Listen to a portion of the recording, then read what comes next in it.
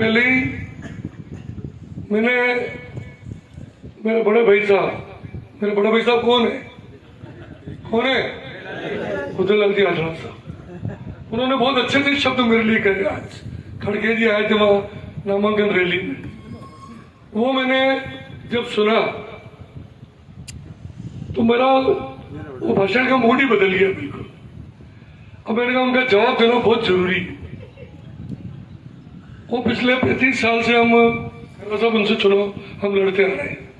एक बात तो वो हमेशा आजकल कह रहे हैं कि जसवंत सिंह जी जो विदेश मंत्री थे, इतने बड़े नेता थे, उनको मैंने चुनाव हरा दिया तो सीपी जोशी का कद इतना बड़ा नहीं कि उसको नहीं हरा सकूं, उसको भी हरा दूंगा।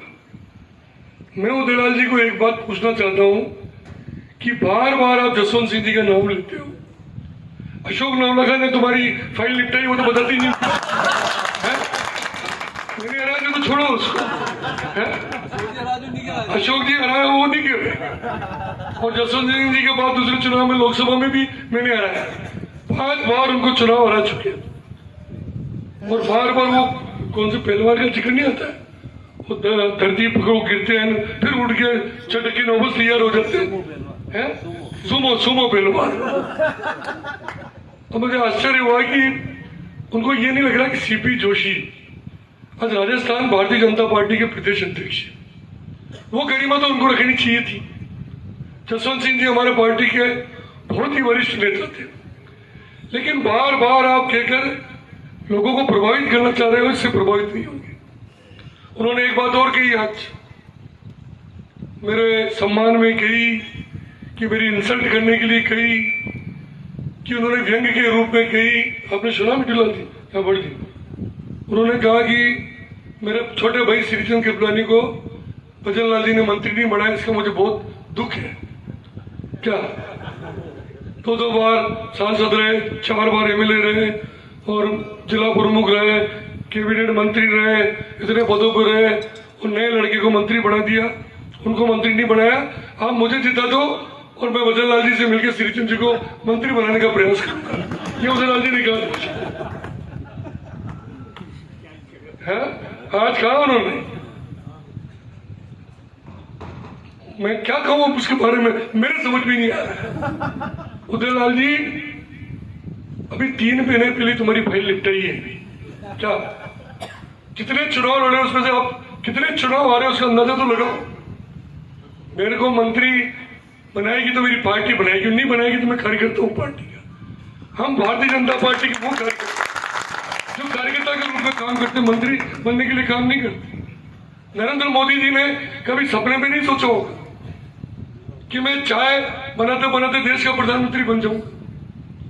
हमारे देश के कई ऐसे नेताओं का नाम मैं बता सकता हूं जो मजदूर थे, खेत में काम करते थे, वो कोई मुख्यमंत्री बन गया।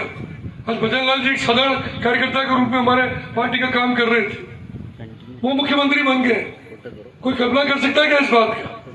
ये भारतीय जनता पार्टी, वो भारतीय जनता पार्टी। तो उदयलाल जी मैं आपको साफ करूं कि आप चुनाव तो अब देखो, मैं एक्चुअली ईमानदारी से कह रहा हूं, मैं काल जीत रहा हूं, ईमानदारी से कह रहा हूं। मैंने कई बार भी जब वसुंधरा जी आई थी, वहां चुनाव की मीटिंग हुई थी तो कोई मान नहीं रहा था। मैंने कहा आपके झालावाड़ से ज्यादा वोटों से हम जीतेंगे, और झालावाड़ में वो दुष्यंत सिंह जी जीते 4,81,000 वोटों से और हम जीते 5,73,000 74,000 5,74,000 से। और आज मैं आप कह रहा हूं दुनिया की कोई ताकत, क्योंकि मैं सीपी जी को उस दिन परसों भी कह रहा था सभा में कि मैं सीपी जी के मामले में दुर्भाग्यशाली इसलिए कि मेरे मन में एक संकल्प था कि किसी तरह से उदयलाल जी को एक बार हरो दो, अपना धंधे पे लगे, काम पे लगे, अपना बहुत काम है और ठिकाने लगा भी दिया। आप लोगों ने मेहनत की, कार्यकर्ताओं ने मेहनत की, चुनाव जीत भी गए, लेकिन तो पहलवान वापस नहीं रुके लगे क्या? तो वो सीपी जी के भाग्य में लिखा था, घर बेचने का काम उनके भाग्य में लिखा, मेरे भाग्य में नहीं लिखा था। और भरोसा नहीं है फिर लड़ रहे तो सीजन के ऊपर उदयलाल जी को ठिकाना नहीं है। लेकिन उदयलाल जी अब मैं आपको साफ कर रहा हूं, इस जन्म में तो आप कभी चुनाव नहीं जीत सकते हो, मेरा चैलेंज है। पूरे जन्म भगवान करेगा आपकी उम्र लंबी हो, आप 150 साल तक जियो और 25 बार और हारो, कोई दिक्कत नहीं है। हारने का रिकॉर्ड बनाओ, पूरे विश्व का रिकॉर्ड बनाओ, भगवान से ये प्रार्थना करता हूँ। लेकिन इस तरह की टोंट में, मजाक में किसी के लिए कुछ भी कह देना, ये उनकी आदत में शुमार है। हारने से उनको कोई फर्क नहीं पड़ता।